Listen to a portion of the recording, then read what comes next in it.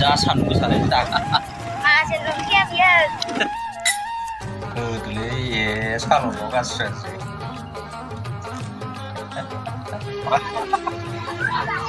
no just for me na so hey guys, good morning, welcome to my new vlog. नोंथांमोनखौ आंनि YouTube चेनेलाव सिगाङावनो बरायग्रोबाय जेसपारखौ लेखा फोरोंदों नै फरिखा जानोसै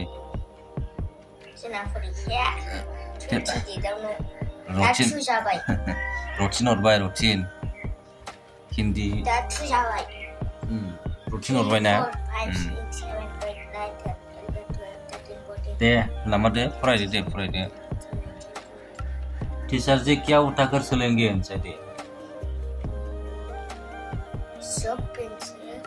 शॉक लोब्रा पेंसिल होननाङा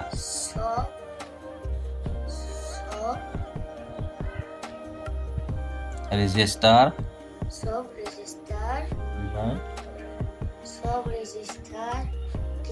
किताब हाथी एखे बर'जों हिन्दीया एखे जायोना नों बर'खौ बानान दानना फरायनो रोंबायना हिन्दीखौबो एखेसो औ सिर दासो मिथिदों जाम्बाया एखे जायोना बर'जों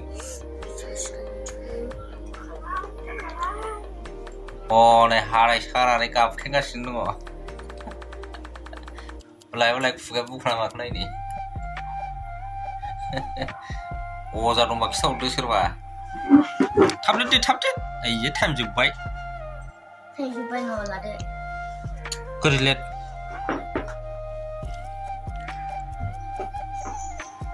आलासि लेंहर थिनहरबाय नै आमोखाया गाव मावजोबगोन जाहैदों गासिबो आयं गिदिरखौ बेहाथ' बांसिन मावनांगौ सोरखौ लेंहरनो दे होनदो आयं थुनि आयं जुथि आयं मनज आयं अन्जित केन्द्र एथ' बुरजा लेंहरनो हायो नोङो मा जाहोनांगौ मादै दिउथि मादै हाथरखि मेरला खामानि मावनांगौ बेबो हासिबजोबनांगौ फोसाबजोबनांगौ आंनावबो उन्दुनानै थादों गैला टाइमा जोब्बाय खामानियाव थांदोंमोन आङो ओमफ्राय दा ओंख्रि गैया जाहैदों न'आव जेबो सङाखै ओंखायनो दा मैगं लायनानै होफैग्रोना बाजाराव थांगोन आं र' जा सान्दुं गोसालै दाखालिनिफ्रायनो माथो बेनो बे सान बाजाराव बांसिन 10:30 11 जाबाय दा 10:30 11:30 लायाखै लायनोसै लाबोदो टाइम गैया थोस गरमावहाय आया मिस्टार जेसपारा मोनजालायबाय नै होदोलै ए साल'ल' गाज्रिसै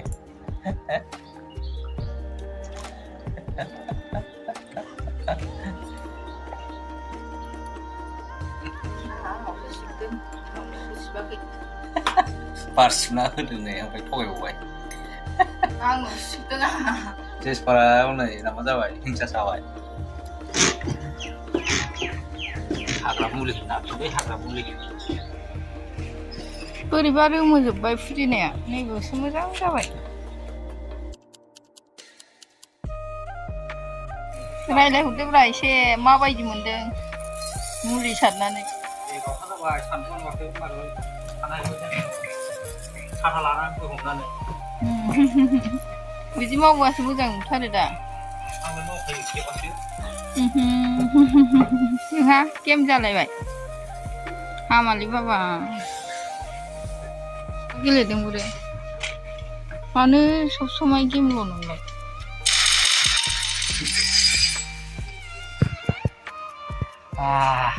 गरमा कैसा लगा बढ़िया था बढ़िया केनेकुवा লাগিছে কোৱাচোন ভাল লাগিছে ভাল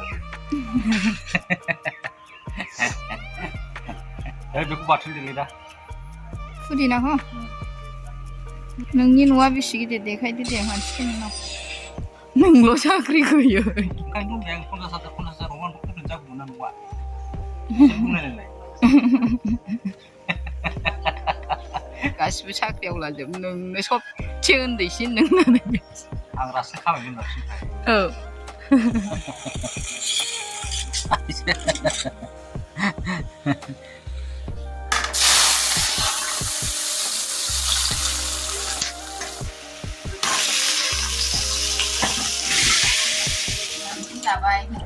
दाउजों आलुजों मुला एवनाय जेसफोरा रेडि जाबाय नै फैसा बख'ना लायनो मैया फैसा मोनबोआखैना दिनै लायनो नागिरबाय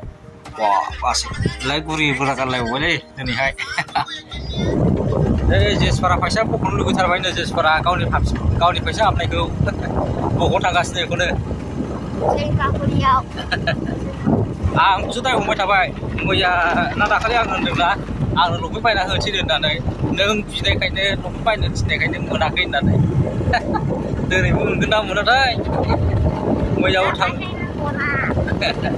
मैयाबो थांबाय मैयाबो मोनाखिसै औ सानथाम जाबायना ओइ दिनै मोनबोथारसिगोनलाय अ नैबे आथा बिफां आथा बैयो आथा बिफां बियो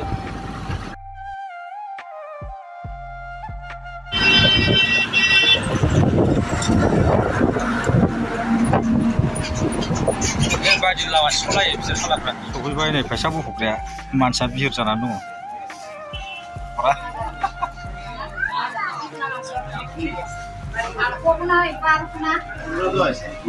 जाबायनो जाबाय नै जेसफोरनि ना फैसाया सानद' 500 थुथा जेसफोरा गावनि फैसाजों सावमिन जाबायलै मोनसे 500 जाहैबाय औ मोनसे 500 जों हरनोसै बेखौ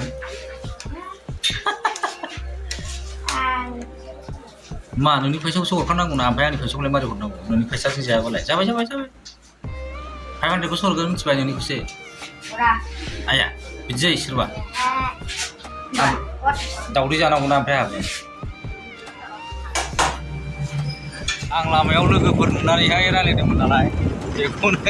सोर रायलायदोंलाय माहाजोन रायलायो नामा आंलाय ओमफ्राय नोंहासो माहाजोन जायाखिसै जागोन ना उनाव माहाजोन जागोन ना जाम्बा आरला औ खामायगोन रा लेखायावनो फैसा लिरनानै फैसा बानायसै नामा आरे आं खामायनो हायाबा नों खामायगोन ना देना आं लेखा फरायनानै बुरजा लेखा हाया जायो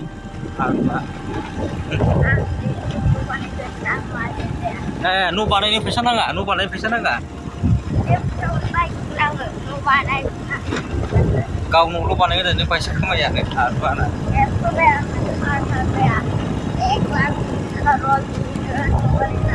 1 लाख 2 करोड़नि न' बानायनो आरो बे 2 करोड़ मोननो थाखायनोथ' नोङो साख्रि मावनांगोन ना खामानि मावनांगोन